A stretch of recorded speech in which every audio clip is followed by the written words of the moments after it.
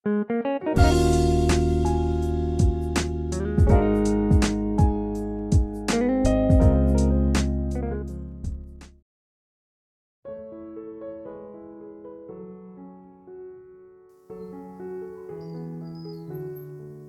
trong thom om tak lo chuan tin ka va chuaka kanu chu amai na lo ang zui barbar kapa chuan khatiang khana soi karing reng ani kati de unguta angai na poi ka hrebik love ipa hi chu angai da he mak thin e maya kanu chuan a lo tia engma po ka soi zui do to lem lo ina tang chuan chuakin ka ar ho en turin arin lam chu ka pana tunai chulal ve na te thian ho an re riau mai kar sol hoite po anin sol khat lutuka an toy maidon a lom mole kapum ron ri chu ka dom de uvat cho ke chuan ka lua ka chole ngei don ti ka hre ta wangin ka ti lui pe lem lo tinge mo fiona rai ke ma asim tom salan tlat bik le kapa soi ang tak tak khan ka that chiat lutuk wangin pathian in min hrem na po ani ve cho kang chu ka that chiat lutuk wange ni mi pa zo khian nau pa ila mấy xe dog hiền min chom na na thok se min hen kol ta jog mấy xe ti te chu ka ngai to mấy train car ho cho ka pek zo nu chuan ti tur om hek lo le in chunga chuan ka lut ve le a kanu chuan phone a lo mang me ka tv en pa in a phone pia chu ka lo ngai thla ve reng ka hriat chu lo chuan kanu hian fiona a betlatin ka hria phone a mang zo chu kanu chu ka bula aron tropeya tungei bia ka tin ka lo zot wat min lo mel zeu pain fiona boi ka bia mole ka ngai to reu riawa a opo azang khai thaviau a thani ka ring a lo ti chuan ka ngoi ta dei boya kanu chuan ron ti le chang lem lovin kamit ko chu ka san u ka fiona hi eng tiang chin ngai ve reng renga a lo ti chuan ka ngai reng lo a ni chin de lu ka kanin mu renga lom ka ngai man teu lo ka lo ti ngal wat kanu chuan lalmoi zual chu tiang zoin ka soi reng lo engei mo ve dan ka tia lom mol em lutuk mai mak pachung khong chu wani takla thang thin rim lutuka aran ti lak chuan kalu ka hiat no ringot ingayem ka ti reng lo che ama hi mei che fel le hoi hom takania engei mo ve dan ka ti na ni chu thau khak pain kanu chuan aran ti thalea ka chan hun ngak ni om taka minen reng ta ka chuan a mel tha ka ti zoi sup chuan ka tia kanu chu thin re viau emo ka ti lain aran nei ri her mai ka ngai reu tak ani iti ka ring reng ani engtin nge ma fiona hena du thei che mak ka ti ka fa pa ma ni la na tho in ei boxi lo chu ta ka ra ila that che boxi email la thalu tuk tia sei tur ni chuang boxi lo doctor nu la mail thalu tuk hi han chai thlo ve ringot chu nia amak e mai nui pa aron ti le chuan johan lal moi zo le degree da lom ka ni le in chuang zet chuan ka han tia kanu mel chu danglam le vek ipa hi patei malu tu kania keila nu tei ma tia soi thin ka ni ve boka tinge moti e mai that chiat mai le ka ti ni chek lak pa aron ti chuan kanu om dan mai hi chu o ni chin loka anui deu sen sena tuna trong kam mai nei te win min ti lia mei chi chu hriat thiam an harani ka hrebik nang damdoi na khan min thlengan yang chu ka ti chuan ka dara mi ron pen sok pain oi om lo lutuk nang te chu ina lo mi pian lal moi zual wal senior kum som thum pathum lai ni to chu tiang thu hau mai soi roli ni mi mol em lutuk mai chu tiang te chu fli ma chaw lo ma thlen thin ti lak pain kanu chu lung oi lo mel de vin na tho ta de ya akal mei don emo ka ti lain mei che mel tha ti nei thin om po ka hre lovania fiona chu mel thai ti ve nge ya alo mom lu tuk thove dam da pa haron ti le chuan kanu chu chin lo na nei emo ni o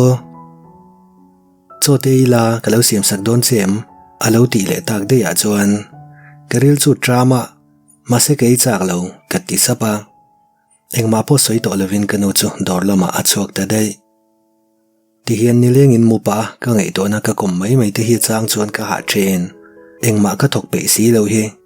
ka ji ma hian na ka thok chin thina chu tiang ringot po chuan ka ha em ringot ataka na tho phei chuan angai na aom lo shim choma chung common room a kamua chunulama room lama kain son lia Kapa chuan ka dan hria se chu Bible chang chiar tur hele to shimang min lo soi tu no ma wang chuan phun lakin ka thu choka chuta ka mel mo wang chuan ka phu chiang lutuk ringot kapa lo ni reng em chi hian imut na de ni panga kham vek lo fem ni rap thak lutuk mai inung le khum ka in zom to hial lo mo aranti luk chuan alein zom lo du ni hi kati deuh supa kapa chu ming rum te sin Fiona ni na hoa ngai tu na chete poi nei lovem ni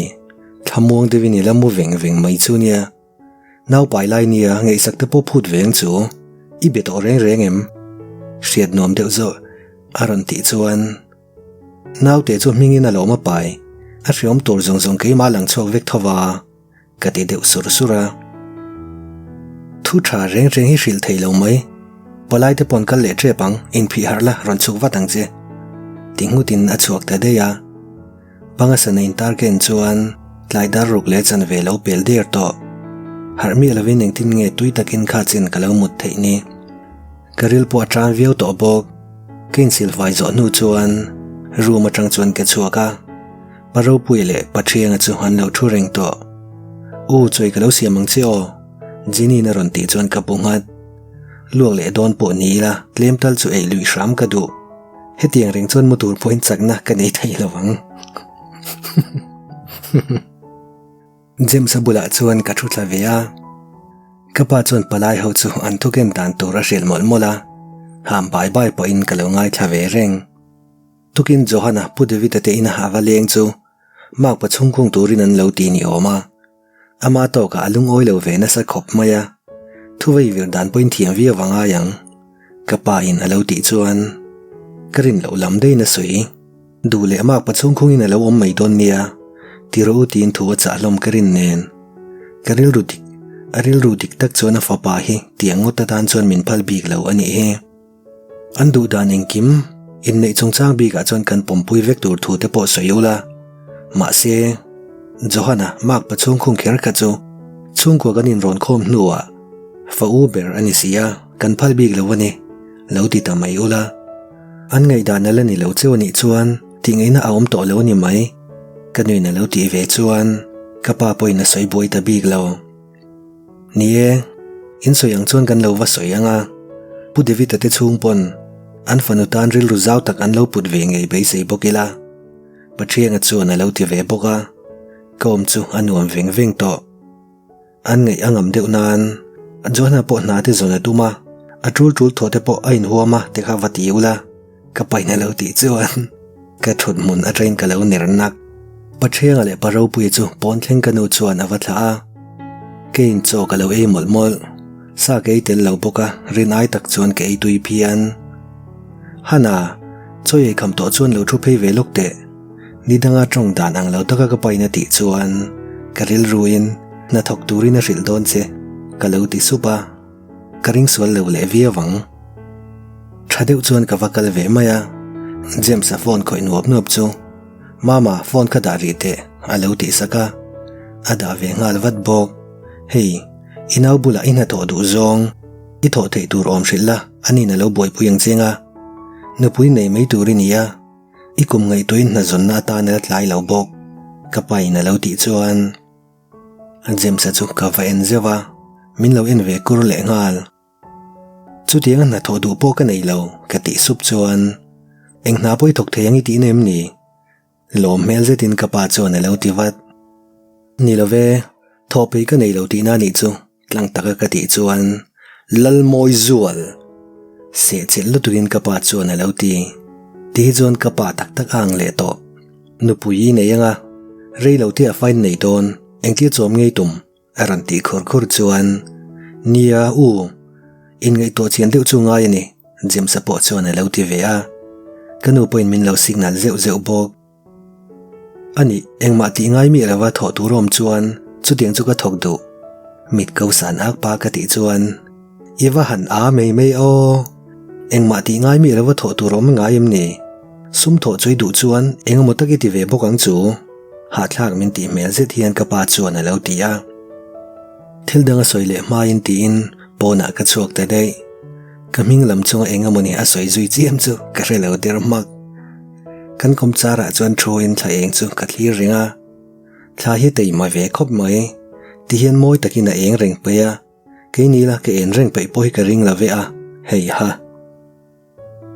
Fiona lal lumoi POV Ruma chuan ril runom lo deuh chuan ka thu ringa palai ho le kanu le pa ti chuan eng tak soi hawang mo an thu soi ang ma ka hre phabok si lo wa thut ve kur la kha a moi bik si lo kapu te nu pan tho boka thu lom laman nei thei ram ka be se tlai choi lai khan ka pa nen khan voi khat po kanin belawa pa fain close tak ni thin kha hetiang din mun ka dina wang hian kapa hian min hongoi ngoi ni perin ka ria afanu da na thil thaber tur hi ati ram ka be se karum kong khar ron ki ri chu ka en ngal wata kanom pui nu la chu thei kengi na ron luta min lo nui le sang to choi kham thei ye mi wa ti pain thei plit chu min lo pe a ka lo ban ve mai bok chu ngal mai tum chu ti turi nei lo chun lo thu ve ri la ka ti sepa buk ngat pain ron thu ve mai bok engen soi hri vem hre chak zeta ka ti chuan I kapu khan naktu ka johana nu le pa le ama ron leng se tia sang te chona lo ti wata mo ngati nge ka ti chuan ke hre bik chi lo I engamonin soi theu mai in nei lovin in roi top ri mai se no ten nei nuwa pa ngai devin in nei na chu ro pu yang reng takin bot sei zo gi la ti ten soin ka ria chiang lo zeta ti chuan lom tur nge lom lo tur po ka hre thiam lo sang te soi dan hi chuan ka chung te chuan in nei na chu an pom ngei don ani mela ma se ti nge no te nei nu a chen ti le ka pa la thin rim melem ka ti le sep chuan ai amel mu po nom khop mai palai te po ma vekina lom chang aron ti chuan kanui luisak ka pa hian min huat I ring vem ka ti le chuan sang te chuan a lu thinga ai teu lo mai apangai je che ke ngei po hian ka mu thiam asin imo u Fiona I bo zan te khan kapi ne hian an mu reng lei nem zing lama khan kapi chu rei lo te mua kapu chu zan khuwa khan sofa khan a thut lei war zakasin akha to ki ni chen te ka a phone reng boka ama kha ngoi renga arel ru ha mel lu tuk bok tin sang te chuan min hril ve niap pa kapa dan chuan min tin na tak zet ma se ka chung ril hi a hlim bok si sang te nen chuan kan ti zui chiam rewa kanina lo tho na rei to nen pa ngai taka kanin biak le kan ti voi khatna ani nge yang palai hon nu chuan kanu chuan an thu hon tir dan vel te chu min hril ve a sang te soi ang nge in kapa chuan Fiona hi kan panu nei chun ngoi kan mal khal tak me ani a ke ni anu le pa te chuan kan thei to ga ro pui theiang berin pasal nei se ti hi kan tu tu sam ber ani a ma se hei tu na chuan naute a han pai te sia in nei certificate te chu lavekila ti hian hanin roi ri top phot se ti hi kan du dan chu ani a ma se khami kha chu johana pa te lam ngai dan ani le ni lo chu kan na soi tha anga naw nei ma chu heta kan bula po awm thei thowa naute pian nuwa ro pui theiang berin in nei tha se ti hi kan du dan ani alo ti ani ome in nei min rem ti sakpo kalom to te lul nen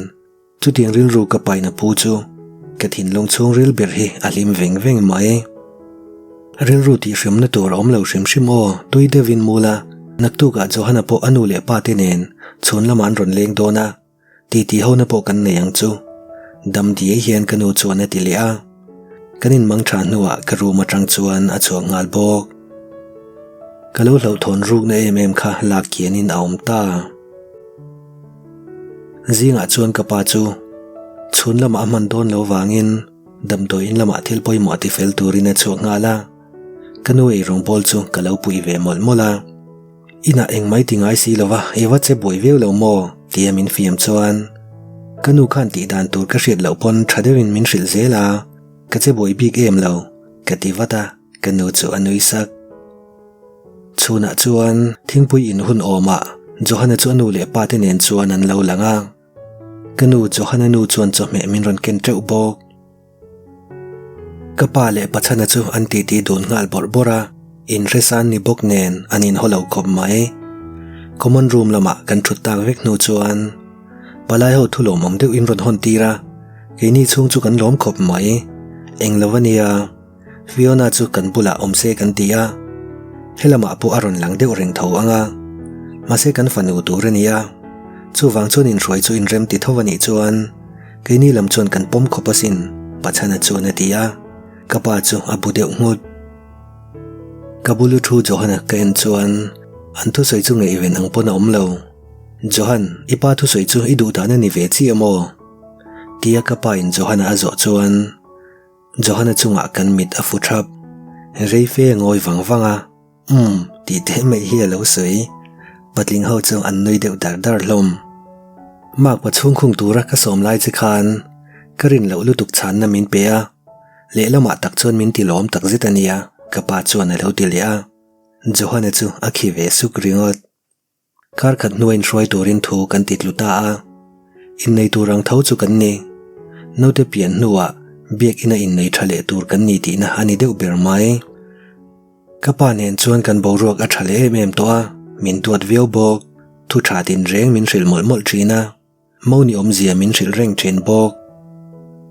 Johanna ti in lama kom nuwa ka thuthluk na zirin arei bera naw ka pai chung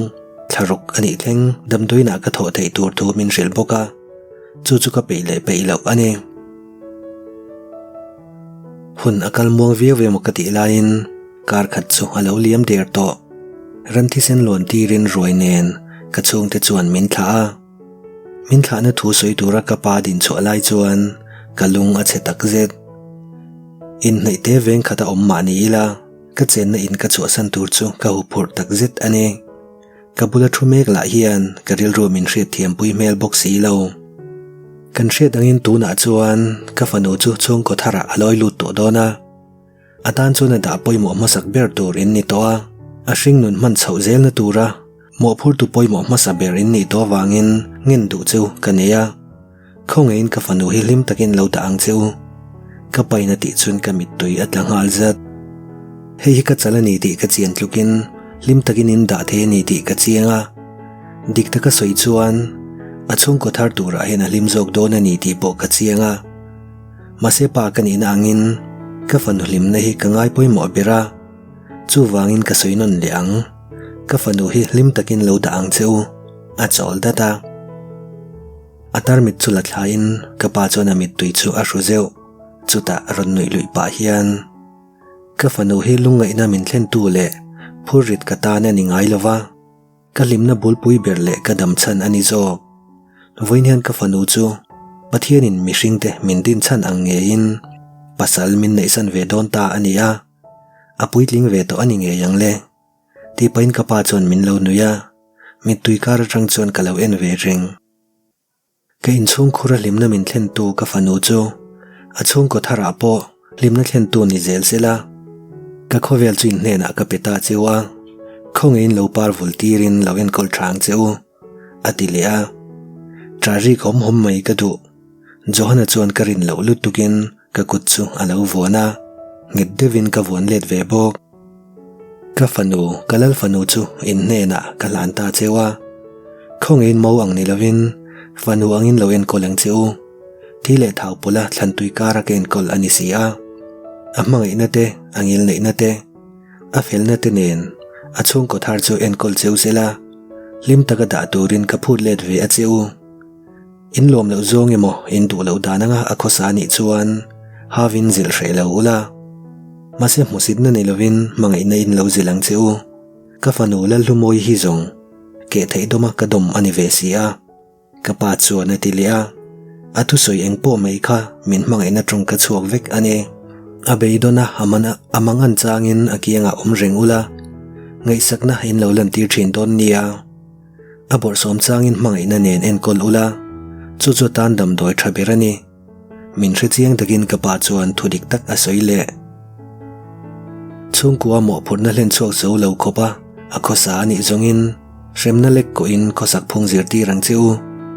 mase mangai na nen zirti rula chung ko thara zong zirlai bul atran thale ani sia hri thiam na nen en kol ama mo do na ni kamak padu tak tuna ka thu soi hi aum zei laman phak lo leang ti ro Mase pathian zara fanau mal tluan in la choi ve anga fanu po ila nei ve nge yang chu huna chuna ni tuna ka thu soi om je dik tak a leiril chu I hre thiam tak tak don ni ka fanu hi lim takin lo da ang che Fiona lal humoi POV Heina hian mo ang tak takin zan hun kamang don ta chu ania kapa in min thana thu soimol kha ka benga hian a rinon tluk mai khatianga thu soi wang te khan kanin cho sana johana te in lama ho hi ka hre tak zet kha ania mase ka pasal te in ania lom le ti hian kanin nei ve ta mai chunia thil thleng reng reng hi du dan vekin thleng se katan chun thil thar vek ani don sia omdan thiam po a har tak zet hetianga ma hian pasal nei turin ken ngei to angai lova mase ka nei ta mai chu ani sia thil reng reng hi du danang diek diek hi nawan kal theilo chiang tak em kamalam hun tur hi kalo suang to na sa ve thina tuna kom danang hi chu ani ho lo kami pamang tak pasala nein lim takin ka omanga ti in kalo ngei to ve thina mase kami pasriat chian ho lo nen zan ka thil thua hi tiang tin mon hi kan thleng ta mai chunia ka ngei to chen paula hian kalim don ye don lo ti kein zot non vo chen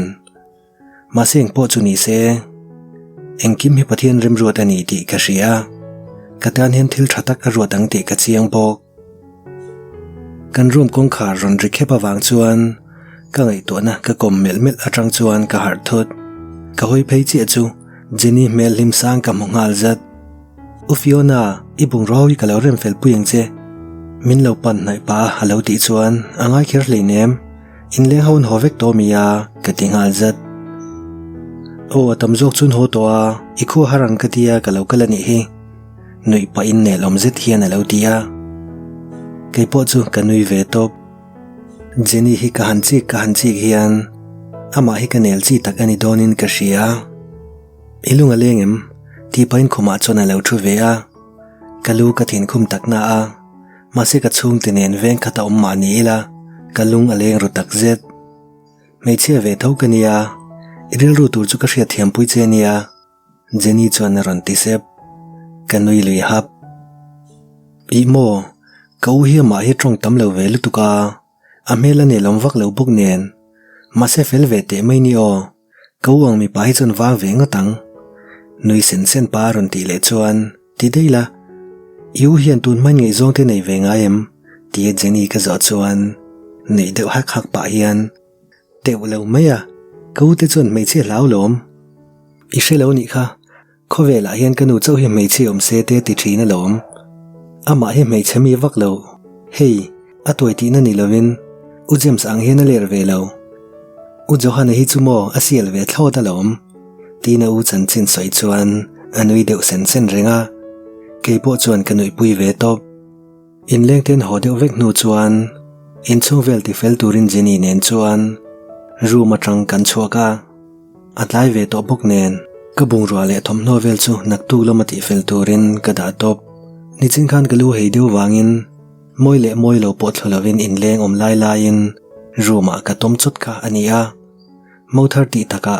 kom dan kha min hriat thiam hlom tram ka bei sei kanu ho chon ti fel tu rangang zual pui chu jeni thian te pani lo riak tur te nen chuan kan ti fel zunga ka pala chon chelu tuk lo turin min hril ve lom bok bui chawlu tukang vamu hadam dei ro ka pa chon lo tia ka chan ma hovin khonge mo kan johan po hi omni in leng om lai po khan ka mel deuh renga arina lo va tombo reng hi lo nia alo lu toem kapa chona ti deuh hluaya nichin khan room alu kha alo chole to lo kanui na lo ti wat chuan kapa chu a chek deuh lak jeni le thian ten chol hadam tura min ti vele ta ka chuan kanial to big lem lo engma ti vak ve lo maila voin chu boruk thar lam ka hip na salutuka keima hi kaningulin ka ria room chung kalu chi chu johana chu thlang lam tok vera hian voina ko chu thakha lo lein thlak mi lovin iptezen chung hian lo ding renga ka kholui deuh khar chu hriang pon na lang lo in thla ve to te che atlai to nia ka ti sep chuan mongchang hian ron hoya a mel chu tak run mai hetiang ha in chei han mu ta ka chuan mi padik tak in nga na tlak tak tak po ani ve mel lom min en lei tum ni om tak chuan min mel chuk deuh run le nga la enge ka mai thil kai uma mi ka ti le chuan ngoi vung vung in min ron kalpela khombula side table chunga toil chula in bathroom lama alut ta dei ken zui vong vong ringot khuma chon lon in phone chu ka ena ka thian te na train message ka dong nem ngang mai min lom puina thu deuh hlir ani hloma a theni ro chhira no vak lem lo doctor in jun na changpon lom puina thu ka dong ve a